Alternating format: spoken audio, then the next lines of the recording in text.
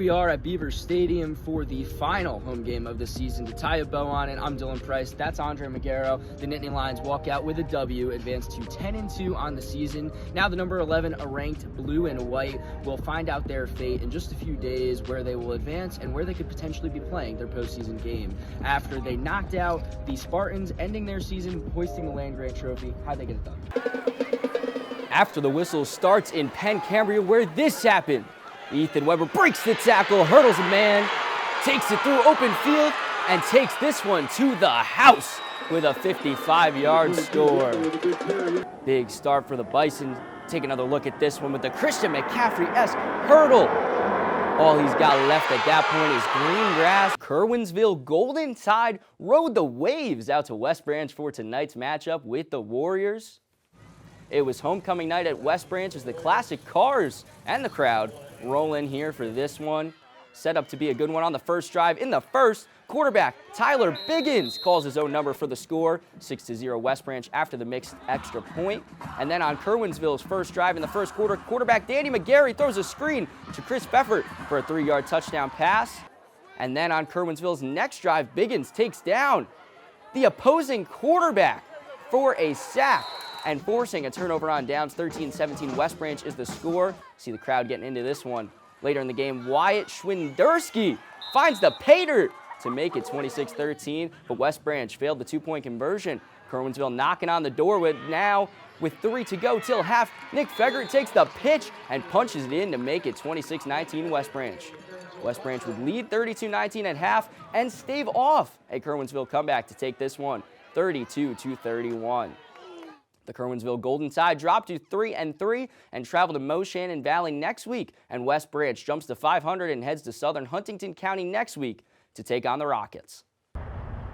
Nestled in the hills of central Pennsylvania, the Tyrone Golden Eagles look to soar to new heights in 2022 following a 5-6 campaign last year. With returning quarterback Ashton Walk at the helm for his first full season and a stout senior class, head coach John Franco admitted expectations were raised. Our motto is Team Toughness Tyrone, and little by little we've been getting that back, and we felt that this year we needed to take the next step. That next step was taken, led behind the electric connection of sophomore Ashton Walk and senior Ross Gamp that combined for over 540 yards and 8 scores. We're going to need to get it going this year if we wanted to, be one of the best teams. So from the 7-on-7s in the summer, we just worked together all year and went to the field by ourselves and, just got that timing down. Gamp wrapped up his career with the Orange and Black, surpassing his previous career highs in both yards and touchdowns, leading the team in all receiving categories, with Walk slinging the pigskin. Coach Franco is grateful for his seniors, a class he said acclimated to his leadership style upon his arrival and eventually thrived. Now the expectations have risen for the new era.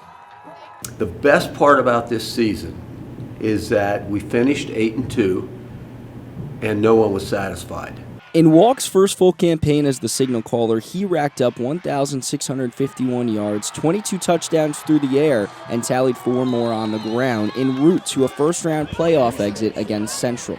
Now Walk will lead the fresh crop of Golden Eagles to a new conference as the squad will look to keep on flying through the ranks of District 6 in 2023.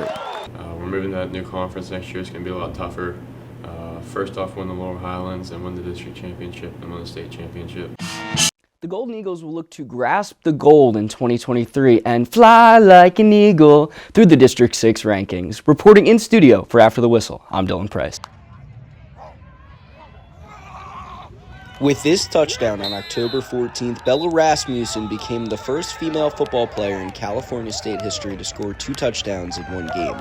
She's since become the first female football player ever to sign an NIL deal, and she's today's guest on Ambitious with Dylan Price. Massive transition overnight. So then you got to go to school on Monday. What was that like? Obviously going from, you have a 2-touchdown performance, which anyone in high school can know that if you played football and you scored, you're already going to get talked about when you go to school on Monday. But now you've had hundreds of thousands of people witness that video and see you become this record breaker. How was it kind of going back to the classroom and going, okay, I have to go to math on Monday? So what's funny is I actually woke up at Monday morning at like 5:30 because I had an interview. I forget who with. It was one of the news stations. But that was like, whoa, this kind of a change, because I literally had an interview at like 6 6:30 it started. And then I had lifting for football from 7 to 8. And then I had to go to school the whole day. And then I had practice after school. Whatever the heck you want to do, go out and do it. Don't let anyone tell you can't do it. So that's my thing. It's like, there's so much in the world to experience. There's so much that unfortunately we're never going to be able to experience, even if you traveled across the entire globe. So it's just like, go out and get as much of life as you can while you have the opportunity. Yeah. That's fantastic answer, and the first answer I think that's ever been almost a plea to the audience and really to everyone to experience life. And can't thank you enough for coming on. Your story is incredibly inspirational. I can't wait to see all you accomplish. The last question I have for you, also want to ask everybody a much lighter question than the legacy question, but if you could be any kind of boat, and I'm really curious about this one because you're living in California, any kind of boat, what boat and why? Oh my gosh. You know what's funny is I don't even know boat specifically, but I would say if I could be any boat, probably a sailboat, which is funny because sailboats actually kind of freaked me out. But I think I'd be a sailboat just because they're so like free. And I've never heard of anyone ever say that they've been on a sailboat and they were unhappy. And it's 22-1. What could not have gone better through 6 matches than what Coach Moore could have asked for. Lock Haven leads 22-1. We get underway here at 174. Tyler Stoltzfus, Mifflinburg, Pennsylvania native, the sophomore at 174 here. 3-time high school All-American, 2-time national champion in high school, 7th in the MAC last year. He's part of that burgeoning young core with Noto, Stone, Check, Strickland, and so many more. Coming off a win over Isaac Dean last weekend against Ryder. Anthony DeRosa, 6-12 on the season, opposing him, Milford, New Jersey native. Favorite movies, Wedding Crashers. He's looking to crash the party tonight. He's got 2 bonus wins starting to come into his own, the youngster. Can he try to pull off an upset against Stoltzfus tonight? Both men jockeying for position still here. Stoltzfus tried to flip him over. Stoltzfus, they drop down. Stoltzfus tries to flip him over and go for the takedown. It is not called. Still knotted at 0, 2:10 to go in the first. Now Stoltzfus here pressing his way down on the center of the mat on DeRosa. DeRosa, active legs. Both men going around in circles here. Loop-de-loop they go. Now pressing his shoulder down is Stoltzfus. Stoltzfus trying to make him wear that down. Eventually they call the takedown. Now trying to wrap his weight around and see if he can flip him over here. Stoltzfus going for the gusto early. Stoltzfus wrapping him around here. Now the riding time as he wraps the arm behind his head. The cradle here. Working DeRosa early. Pressing his weight down and building the riding time over 20 seconds. Coach Marcus Gordon not liking this one. He's not happy about how this has gone. About as poorly as Bloomsburg could have had it go. You do get the win from Josh Mason, but as we mentioned, you lose a point on the challenge and the stall warning, and a little bit of disarray at the end of the matchup at 149. And then, as working DeRosa here is Stoltzfus. Stoltzfus wearing him out. He's trying to go for the pin. Stoltzfus leading 2-0 early at 174. He's over 50 seconds of riding time here. Working DeRosa quickly in this one, under a minute to go in the first. At the center of the mat, he had him down face first. He flipped one shoulder, tries to flip again.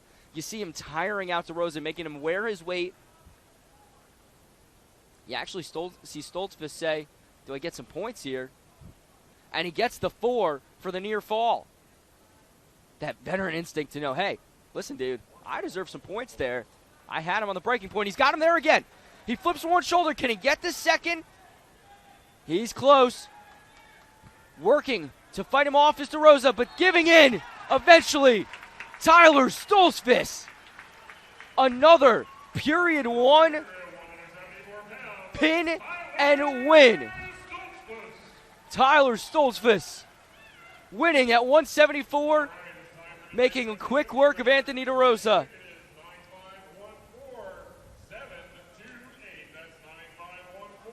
Anthony DeRosa falls to Tyler Stoltzfus by pin. 28-1 is your score. This matchup has gone about as well as Scott Moore could have hoped. Last year's MAC Coach of the Year described Stoltzfus as a guy who's good on top. He's a bonus guy. Well, he didn't just do good on top. He did great. Gets the pin and the win. It's 28-1 now here in favor of Lock Haven. A beatdown. Well, we will see if Penn State can keep their offensive attack rolling. Rogers and the Illini will look to prevent it. 7:30 left to go in the first half. Rogers working down low on Dredd. Rogers spins. Rogers travels a little too far, and it will go back the other way.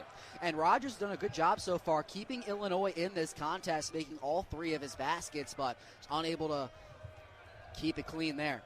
Clary takes it up court. Clary feeds to Dredd at the top of the key. Dredd looks for an outlet. He's got Funk. Funk driving down low. Over to Dredd. Dredd for the deep 3. Dredd! Who else but Miles Dredd nails it. And Penn State, their 7th made 3 of the evening. They lead 36-28. Around 7 minutes to go in the first half. The Illini looking to come back into it. Meyer faked the pull. Feeds down low. He's got Rogers. Rogers tallies 2 more. Now taking it and settling things down is Kanye Clary. The freshman youngster on the far side working on Meyer. Meyer to Dredd at the top of the key. Dredd to Pickett. Pickett working. Pickett at the top of the key now. Working on Hawkins. Pickett bounces around a Illinois defender. Fakes the pull. Drops off to Dredd on the near side. Pickett with 9 to shoot. Pickett working. Pickett chasing history. Pickett feeds the Funk. Deep 3 attempt. No go there for Funk. And now on the near side, Shannon taking it up court quickly for the Illini. 6:18 to go in the first half. The Illini trail by 6. Settling things down is Hawkins. Meyer working on Funk. Meyer from beyond the arc feeds to Shannon on the near side. Hawkins down low against Pickett. Fakes it. Under 10 to shoot. Hawkins trying. Working for anything. Pickett tight defense. It goes off the rim. And Lundy able to get it. Pickett trying to move things in fast break. Bounces around. Hawkins feeds over to Dredd. Funk makes a man miss. To Pickett at the top of the key to Lundy on the near side. Lundy! Nothing but net. Penn State beyond the arc are on fire. Now 3 3-pointers for Seth Lundy so far, and just great ball movement all around in that possession. Penn State leads by 9. Hawkins a deep 3 to settle things down. Rattling in and out. And bouncing around. Clary's got it, taking it up on the near side.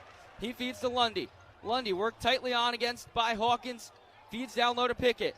Pickett working. Pickett driving. Pickett will lose possession of that one. Shannon taking it up court. Shannon driving and diving.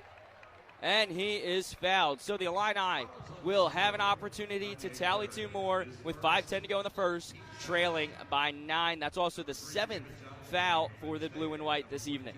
That'll put them in the bonus, and it was Kanye Clary called for the foul on the Nittany Lions, and that's probably going to be a way that Illinois gets back in this contest. They've only had 4 fouls as a team so far, and already going back to the line is going to be Shannon Jr. So quick check-in for the Illini. It's Sincere Harris who comes in for Jaden Epps.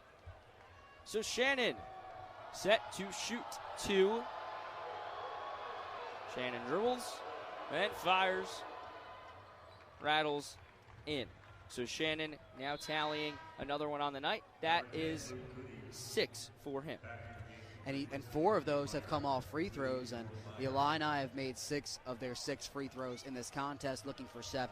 Well, taking the easy points. That's the way the Illini will try to work themselves back into it. Shannon's second, rattles in and out. Lundy's got it, feeds to Pickett on the near side. Student section on their feet. They know what Pickett's playing for. Funk to Pickett. Pickett settling things. Pickett pulls a deep 3.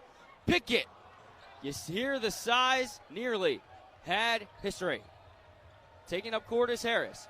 The deep feed to Goody. Goody's shot rattles. Pickett able to nab the rebound. Now Pickett to settle things down. Working tightly contested on Shannon. Jai quarterbacking things on the far side. Jai feeds to Pickett. Pickett guarded tightly by Shannon. Pickett will drive down low. Pickett pump fakes, feeds to Clary. Clary now to drive with 10 to shoot. Clary working, draws the foul. That's what he's out there to do, doing his job well with 4:25 to go in the first. Clary heads to the stripe.